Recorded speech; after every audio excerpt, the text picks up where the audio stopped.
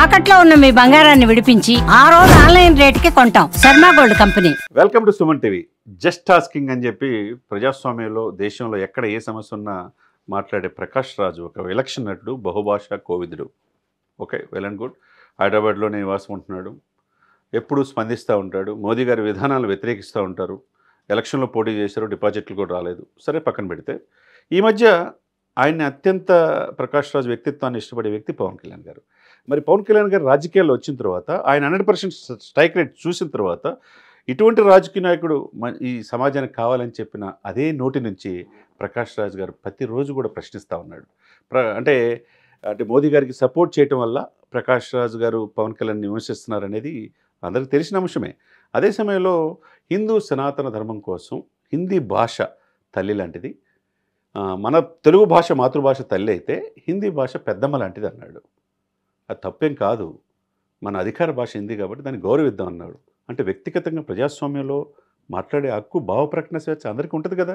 ఒక పార్టీ అధినేతగా, ఎన్డీఏలో కీలక భాగస్వామ్యంగా ఈరోజు దేశ రాజకీయాలు శాసించే అత్యంత తక్కువ మందిలో ఒకళ్ళు పవన్ కళ్యాణ్ గారు. మరి ఆయన నోటి నుంచి భావ ప్రకటన స్వేచ్ఛ ఉండదా?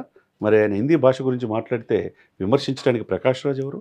మరి తమిళనాడులో ఒక పాకీజాకి ఇబ్బంది అయితే, ఆర్థికంగా చతికిల పడిపోతే ఎందుకు పవన్ కళ్యాణ్ గారు చేయాలి? ప్రకాష్ రాజు గారు స్పందించవచ్చు కదా. స్పందించే గుణం వీళ్ళకు ఉండదు. మాట్లాడటం మాట్లాడతారు మీడియాలో అటెన్షన్ కోసం. పవన్ కళ్యాణ్ గారు లాంటి వ్యక్తిని మాట్లాడితే ఆ స్థాయిలో ఎలివేషన్ వస్తుందనే భావన కావచ్చు. కాబట్టి మీరు ఇక్కడైనా మారండి అని చెప్పి చాలామంది జనం అంటున్నారు. మీరు జస్ట్ టాస్కింగ్ అనండి. దేశం గురించి, దేశ అభివృద్ధి గురించి చెప్పండి. ఆపరేషన్ సింధూర్ గురించి చెప్పండి, సైన్యం గురించి, సైన్యం ప్రతిపత్తి గురించి చెప్పండి, భారతదేశం గొప్పతనాన్ని చెప్పండి. అంతేగాని సుస్థిరమైన ప్రభుత్వంలో భాగస్వామ్యంగా మోదీ గారిని విమర్శిస్తారు. పవన్ కళ్యాణ్ గారు లాంటి దేశ రాజకీయాల్లో సరికొత్త రాజకీయానికి రికార్డులు సృష్టించిన పవన్ కళ్యాణ్ ప్రశ్నించడం ఎంతవరకు సమంజసం అని చెప్పేసి చాలామంది జనం అభిమానులు చెప్తున్న మాట. మరి ఇట్లా మాట్లాడుతూ ఉంటే రేపు ప్రకాష్ రాజ్ పరిస్థితి ఏంటి? తెలుగు సినిమాల్లో నటించే అవకాశం ఉందా? ఆ సినిమాలు కూడా బహిష్కరించే అవకాశం ఉందని చెప్పేసి పవన్ కళ్యాణ్ గారి అభిమానులు కూడా చెప్తున్నారు. కాబట్టి ప్రకాష్ రాజు గారు భావ ప్రకటన స్వేచ్ఛ ఉంది. కానీ అదే సమయంలో మీరు మాట్లాడే ప్రతి మాట అదుపులో పెట్టుకొని మాట్లాడాలి. మీరు ఏం విమర్శిస్తున్నారు, ఏం చేయాలి? ఆయనేమి హిందీని తమిళం తక్కువగా చేయలేదే. కానీ మాతృభాషను మనం పరిరక్షించుకుందాం. తల్లి లాంటిది తెలుగు, హిందీ పెద్దమ్మ లాంటిది అన్నాడు. తప్పేం కాదే. గచ్చిబౌలిలో మీటింగ్ జరుగుతుంది. కిషన్ రెడ్డి గారు అంతగా సెంట్రల్ గవర్నమెంట్ పిలిపించారు. పవన్ కళ్యాణ్ గారు వెళ్ళారు. పవన్ మానియా నడిచింది. మరి తప్పేం కాదు. ఈ తట్టుకోలేనితనంతో ప్రకాష్ రాజ్ గారు ప్రతి దాంట్లో ఇన్వాల్వ్ అవ్వటం ఎంతవరకు సమంజసం? మీరు బెట్టింగ్ యాప్లు ప్రోత్సహించారు. బెట్టింగ్ యాప్ల్లో 29 మంది హీరోల్లో రానా, మంచు లక్ష్మి, విజయ్ దేవరకొండ, మిగతా క్యారెక్టర్ ఆర్టిస్టులు చాలామంది ఉన్నారు. దాంట్లో ప్రకాష్ రాజ్ గారు మీరు నేషనల్ అవార్డులు పొందారు. మరి మీరు బెట్టింగ్ యాప్ తెలిసి చేశారా, తెలియక చేశారా? దాని పట్ల ఏమంటారు? ఈడీ ఆల్రెడీ ఎన్ఫోర్స్మెంట్ డైరెక్టరేట్ దిగింది. దానికి సమాధానం చెప్పండి.